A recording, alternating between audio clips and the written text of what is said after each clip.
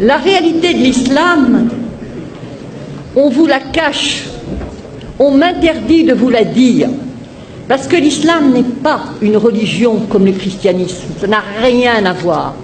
L'islam est une religion de la loi, l'islam est un droit religieux. Et donc, ce droit religieux prend l'homme depuis le berceau jusqu'à la tombe et dans tous les aspects de sa vie. Que ce soit pour aller aux toilettes, comment faire pour aller aux toilettes, comment faire pour conclure un contrat, comment faire pour faire la prière.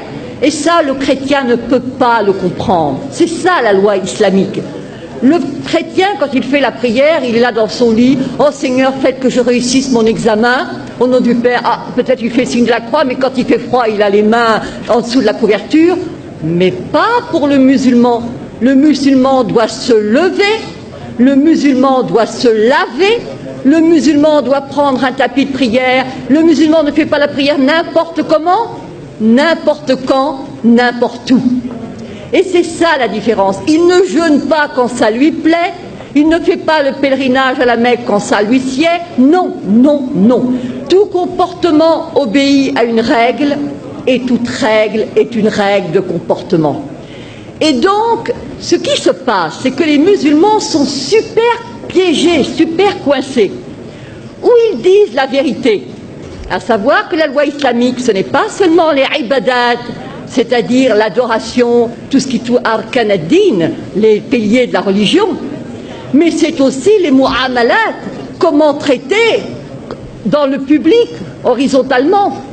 Alors ils choisissent de mentir pour ne pas être en quelque sorte jetés dehors. Ils choisissent de mentir qu'il y a un droit pénal, c'est-à-dire que, en fin de compte, la femme adultère est punie de 100 coups de fouet dans le Coran et que nulle indulgence ne vous prenne en leur faveur. Je dis bien le Coran, le Coran. Et le prophète, sallallahu alayhi wa sallam, le prophète a demandé que la femme adultère soit lapidée. Une femme qui avait péché est venue voir le prophète. Elle a dit « j'ai péché ». Moi je me suis dit « oh là là, l'histoire va devenir fantastique ». Non, pas du tout. Elle attendait un enfant.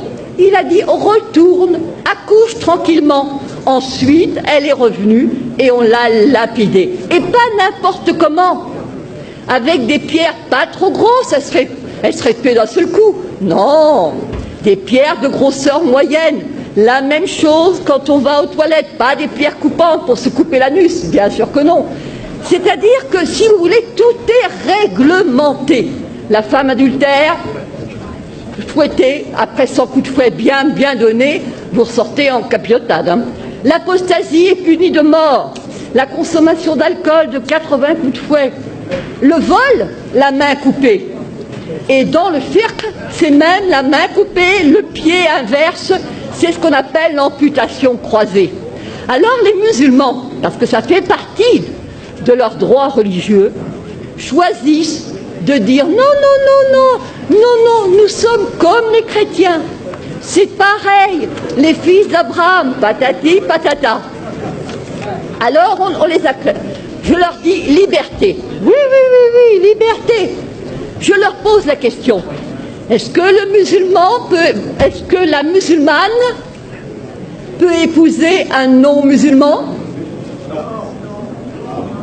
Est-ce que le musulman peut se convertir à une autre religion? Est-ce que le musulman peut être athée? Est-ce que le musulman peut être homosexuel? Est-ce que le musulman peut même être célibataire? Car le célibataire est de la pire espèce. Et oui.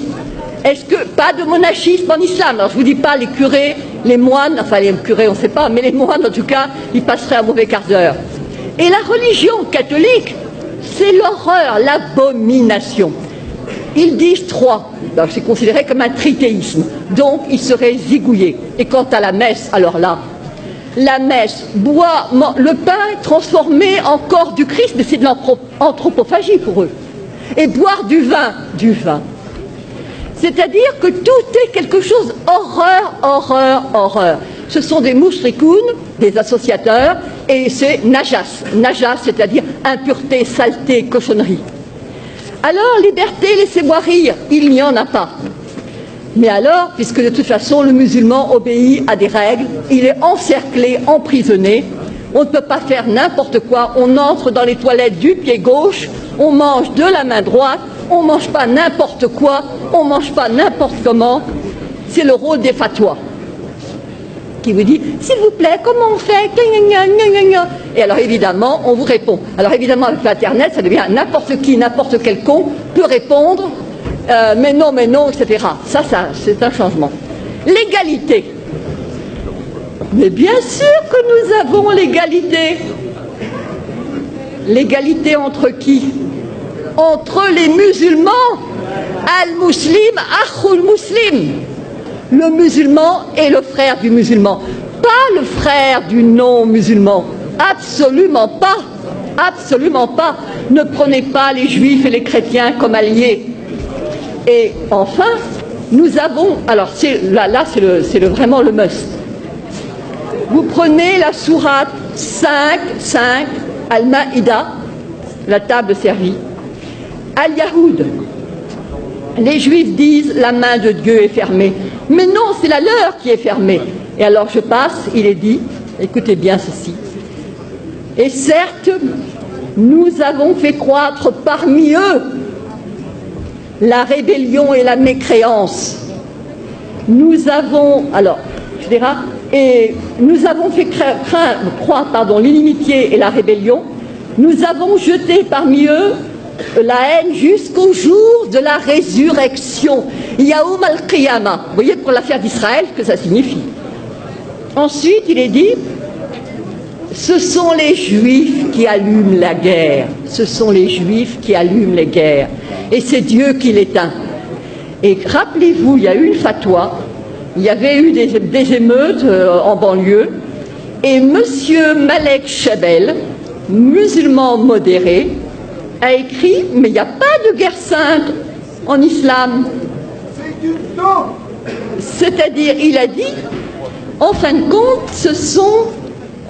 il a cité de manière très habile que ce n'étaient pas les musulmans qui allument les guerres. Et tous ceux qui connaissaient le Coran ont compris. Parce que c'est sûr.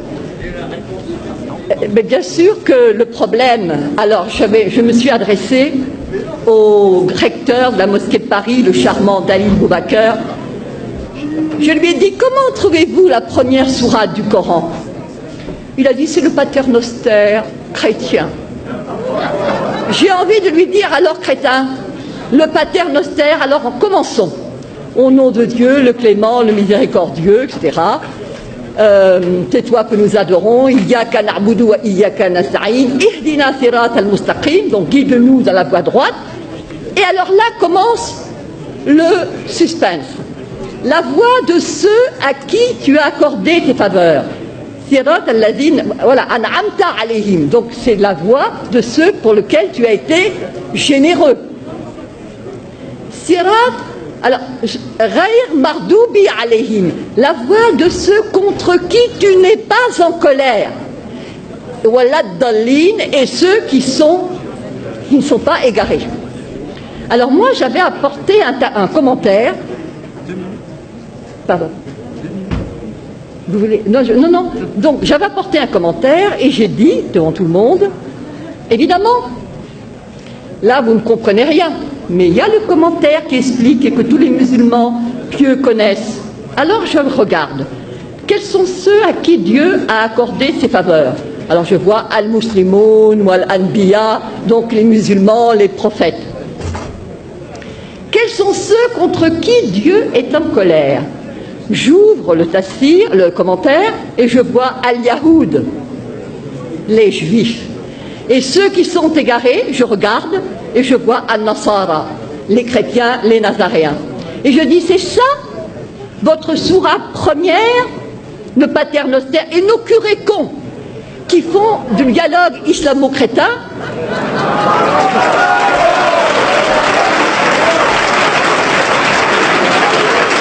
Eh bien, eux, ils croient tout ce qui est dit.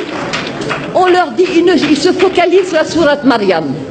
voilà Marie qui a eu un enfant sans être mariée.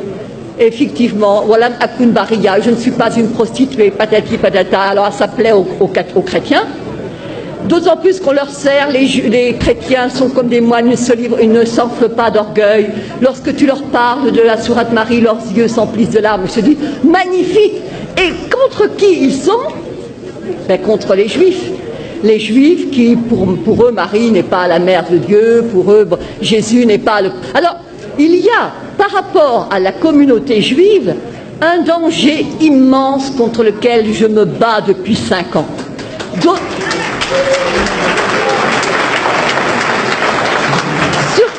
Surtout à cause du problème d'Israël. Les gens qui combattent contre les Israéliens ne sont pas des gens du XXIe siècle. Ce sont des gens qui se rappellent qu'il a été dit qu'au jour du jugement dernier, les Juifs se cacheront derrière une pierre, derrière un arbre, que la pierre elle-même et l'arbre diront, il y a un Juif derrière, tue-le. Alors comment laisser ces non-assistance à peuple en danger?